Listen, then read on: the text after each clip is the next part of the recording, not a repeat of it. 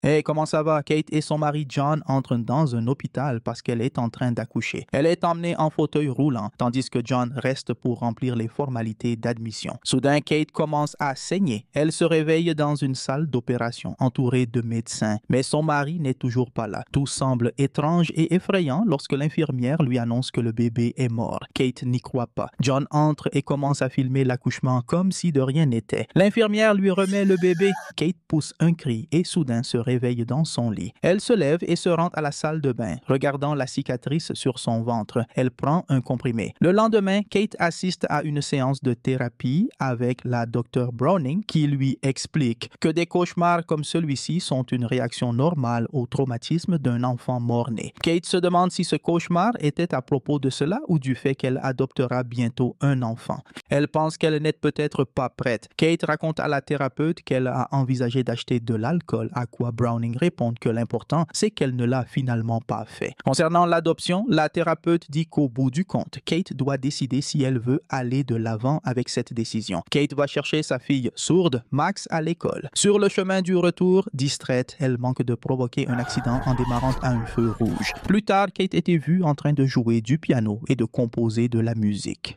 Agacée par un bruit, elle sort voir ce qu'il se passe. Max lance un ballon de basket contre le mur. Elle crie à sa fille d'arrêter et la fillette s'excuse. John rentre à la maison avec leur fils Daniel et tous trois jouent ensemble avec le ballon de basket. Ce soir-là, Kate met Max au lit et la fillette lui demande de lui lire une histoire. L'histoire parle de l'enfant qui est mort. Max demande si elle va avoir une nouvelle sœur. Avant de se coucher, Kate prend un autre comprimé. Elle rejoint John au lit et ils discutent de l'adoption. Kate a pris sa décision. Ils vont aller de l'avant avec cela. Quelque temps plus tard, ils arrivent dans un orphelinat. Sœur Abigail les accueille et leur propose de faire le tour des lieux. Kate reste au premier étage, observant les filles jouer, tandis que John monte au deuxième étage. Il entend une fille chanter et entre dans la chambre où Esther est en train de peindre. Elle lui raconte une histoire fascinante sur la peinture qu'elle réalise pendant que Kate et Abigail entrent dans la pièce. John fait les présentations et tous trois commencent à discuter. La fillette dit que personne ne lui a jamais parlé auparavant parce qu'elle est différente, mais qu'eux semblent l'aimer. Ils parlent avec Abigail de l'adoption d'Esther. Elle leur explique que la fillette est originaire de Russie et que les personnes qui l'avaient amenée aux États-Unis sont mortes dans un incendie chez elle. Globalement, Abigail trouve la fillette merveilleuse. Kate est d'accord. 3 semaines plus tard, ils viennent la chercher à l'orphelinat et font leurs adieux à Abigail. Dans la voiture, Kate apprend à Esther le langage des signes. En arrivant à la maison, Max est ravi de les voir. Esther se présente immédiatement à elle et demande à Kate jusqu'à quel point elle peut entendre. Kate explique que Max entend suffisamment pour lire sur les lèvres. À l'intérieur, ils sont accueillis par leur grand-mère Barbara et Daniel. Ce soir-là, tout le monde offre des cadeaux de bienvenue à Esther, sauf Daniel, qui semble déjà jaloux. Surtout lorsque la fillette serre chaleureusement John dans ses bras pour le remercier. Daniel part dans sa cabane avec ses amis et il feuillette des magazines inappropriés. Pendant ce temps, Esther et Max jouent dans la hinte de la neige à la dish, tandis que Barbara et Kate discutent de Max et des projets de Kate de reprendre l'enseignement une fois qu'Esther sera bien intégrée. Barbara semble déçue par Kate. Cette nuit-là, une tempête éclate tandis que Kate se prépare à dormir. Esther se réveille et va dans la chambre de Max. John et Kate font l'amour quand ils entendent frapper à la porte. Ce sont les deux filles demandant à dormir avec eux. Esther insiste pour dormir à côté de John. Le lendemain matin, tout le monde est prêt à partir pour l'école quand Esther descend les escaliers vêtue d'une robe élégante, ce qui fait rire les autres enfants. Kate demande à Esther si elle veut vraiment aller à l'école habillée ainsi, et la fillette répond qu'il n'y a rien de mal à être différente. Kate lui permet de porter la robe. Plus tard, Esther est accueillie par l'enseignante en classe lorsqu'un enfant se moque d'elle. Ce même jour, Max et Esther jouent sur le lac gelé, tandis que Kate court dehors en criant que c'est interdit. Au même moment, Daniel joue avec un pistolet de paintball et touche un oiseau. Esther et Max s'approchent et il est très bouleversé, mais Esther lui tend une grosse pierre en lui disant de mettre fin aux souffrances de l'oiseau. oiseau. Daniel ne veut pas le faire, alors Esther s'en charge à sa place. Plus tard, Esther prend son bain. Kate entre dans la chambre de la fillette pour ranger des vêtements, mais elle trouve une vieille Bible coincée dans un tiroir. Elle ne remarque pas qu'Esther l'observe depuis la salle de bain pendant qu'elle feuillette le livre et découvre la photo d'un homme à l'intérieur. À l'école, les amis de Daniel se moquent de lui à cause d'Esther. Alors, il fait tomber ses livres. En les ramassant, une fille de la classe trouve la Bible d'Esther et en se disputant pour l'attraper, elle tombe par terre. Esther la récupère, mais la fille tente d'arracher son collier en l'appelant « petite chienne ». Esther crie. Plus tard, Kate apprend à Esther à jouer du piano. Ensuite, elle lui demande ce qui s'est passé à l'école, mais Esther ne veut pas en parler. Kate lui offre un album de souvenirs qu'elle avait déjà commencé et Esther lui demande des détails sur le bébé qu'elle a perdu. Kate lui raconte ce qui s'est passé et lui montre les roses où elles ont dispersé les cendres. Après le dîner, pensant que les enfants dorment, Kate et John font l'amour dans la cuisine. Soudain, Esther apparaît. Le lendemain matin, Kate va lui parler de cela.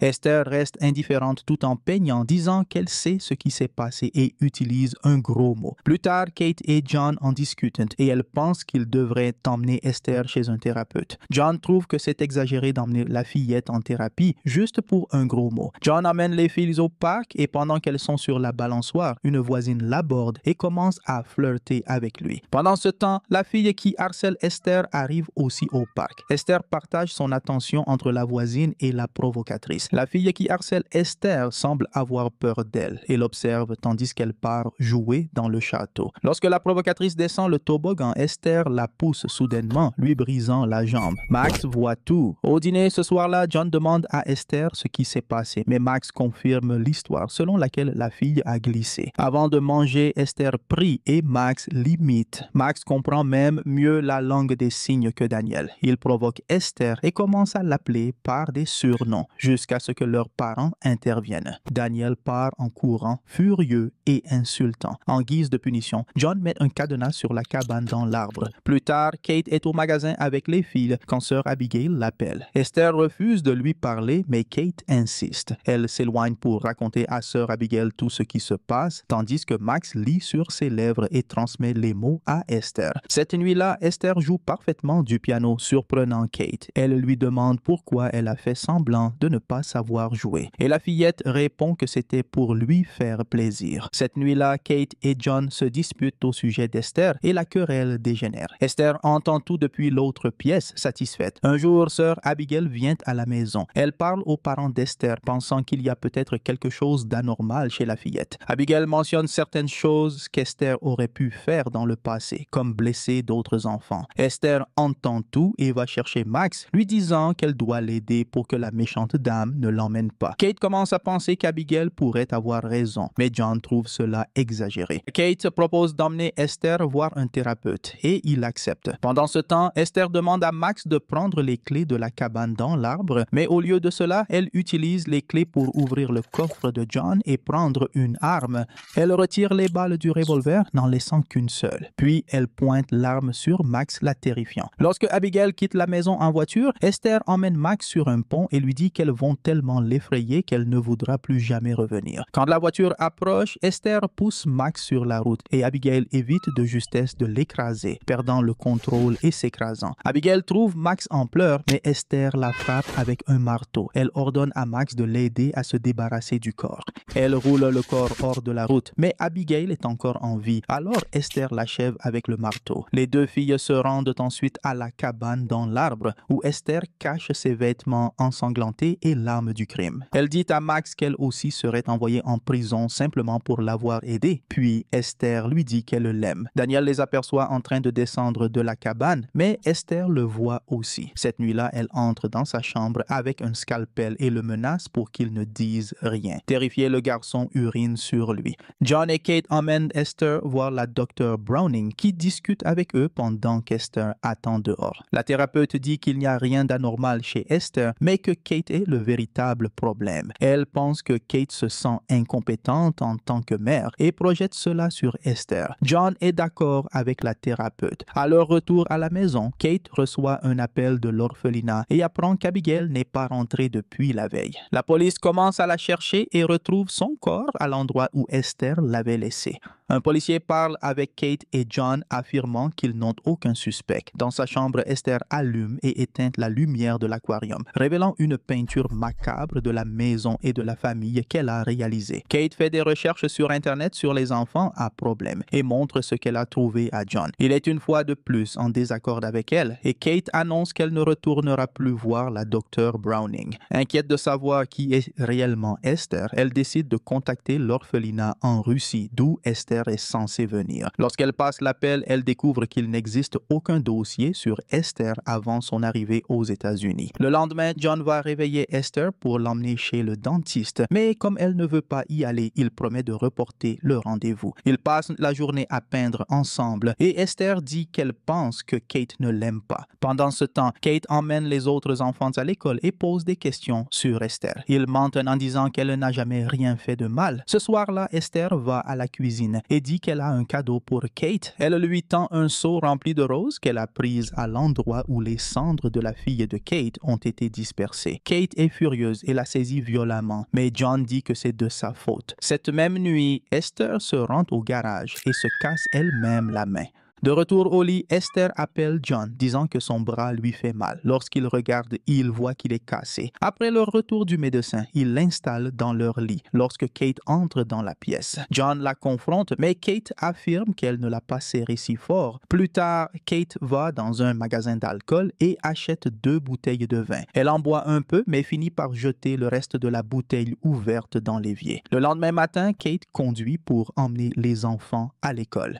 Daniel sort de la voiture et son sac se déchire. Pendant que Kate l'aide, Esther met la voiture en marche avec Max encore à l'intérieur. Kate court derrière la voiture jusqu'à ce qu'elle s'arrête à cause de la neige. Ce soir-là, la docteure Browning est chez eux et Kate jure qu'elle avait bien mis le frein à main et que Max protège Esther. John lui montre la 2e bouteille de vin qu'Esther a trouvée. La thérapeute dit qu'elle a réservé une place pour Kate dans un centre de réhabilitation, mais Kate raconte sa version de l'histoire concernant le vin. Personne ne la croit à propos du vin ou de l'accident. John pense qu'elle manipule la situation et lui donne 1 semaine pour aller en cure, sinon il partira avec les enfants. Pendant ce temps, Esther dit à Max qu'elle tirera sur sa mère si elle raconte quoi que ce soit. Plus tard, Daniel entre dans la chambre de Max et elle lui parle d'Abigail et de la cabane dans l'arbre. Il dit qu'il va récupérer les affaires là-bas. Mais Esther entend tout. Kate se lève en pleine nuit et se faufile dans la chambre de Max. Soudain, Esther allume la lumière. Elles se disputent, mais Esther montre le journal que Kate écrivait, laissant entendre qu'elle l'a lu. Esther provoque Kate, mais elle ne cède pas. Le lendemain, Kate appelle de nouveau l'orphelinat, mais sans réponse, elle décide de prendre la Bible d'Esther. Elle la trouve cachée dans une peluche et y découvre des photos d'hommes à l'intérieur. Elle voit aussi les mots Institut Saarne et fait rapidement des recherches sur Internet. Elle appelle le numéro trouvé et apprend que l'Institut est un hôpital psychiatrique, pas un orphelinat. Pendant ce temps, Daniel sort discrètement de la maison pour récupérer les affaires de la cabane dans l'arbre. Esther le suit et commence à verser de l'essence sur l'épreuve, puis met le feu et continue d'asperger Daniel de carburant. Elle le verrouille à l'intérieur de la cabane en flammes. Il appelle sa mère, mais Kate est occupée à enquêter sur Esther. Daniel grimpe sur le toit, suppliant qu'on l'aide. Il tombe sur une poutre en bois, mais glisse et chute au sol sous le regard d'Esther. Soudain, Kate aperçoit le feu, tandis qu'Esther s'approche de Daniel pour l'achever avec une pierre.